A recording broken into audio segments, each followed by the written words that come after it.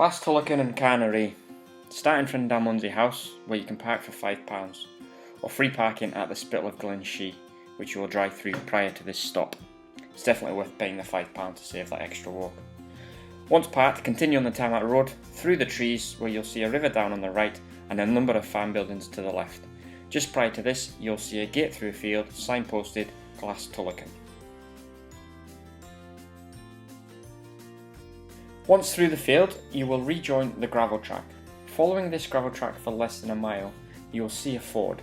Depending on the flow, you have two options: crossing it, bearing in mind you will need to cross again a bit further up, or taking a sharp right, taking a slight climb and rejoining the old railway track, where you will see remains of concrete sleepers. Following this until you reach the ruins of an old lodge. You'll see another ford near the ruins. You'll need to cross this with care. This was the best option due to the amount of water flowing. Following a bulldozed track which will zigzag up to the left, just under 3 miles of pure torture. Apparently you might get a view, I certainly didn't. Once at the highest point of this track, take a right.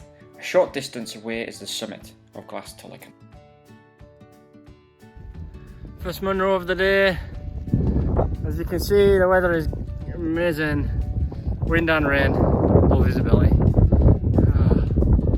Once you've enjoyed the view, if you're fortunate to get a view, head northeast initially. You'll run alongside the rim of a corrie before reaching a second corrie, also running against the rim, keeping to the left. Eventually you will reach what I can only describe as a swamp, passing to the right before taking a northwest turn, eventually rejoining a stalker's path just past a boggy section. So the paths run against this wee burn, and lots of rocks on the right hand side, but we're going to continue along this path. Hopefully it'll be less boggy because it's a bit higher up. You will eventually see the path turns to the right. Leave it here and tackle the slopes opposite, taking you to the summit of Carn and Righ. The final descent, basically going up these rocks, it's a little bit steeper, basically just a river, and then a grassy section to the right will bring us to the top. This was the amazing view at the summit of Carn and Righ. Now retrace your steps for nearly 2 miles, following the track until you reach a boggy section, where you will return to Stoker's Path, which will lead you to the Loch, the south side. Once again back in the boggy section, so it's just finding the best route through it. We're not turning off at any point in this, so we'll follow the path, see fence posts in the distance until we get to the Loch, south side of the Loch, and then we're going to go heading down from that direction.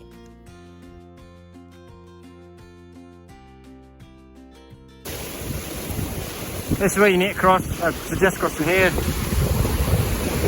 otherwise you're on a waterfall. So we made it down from the Loch.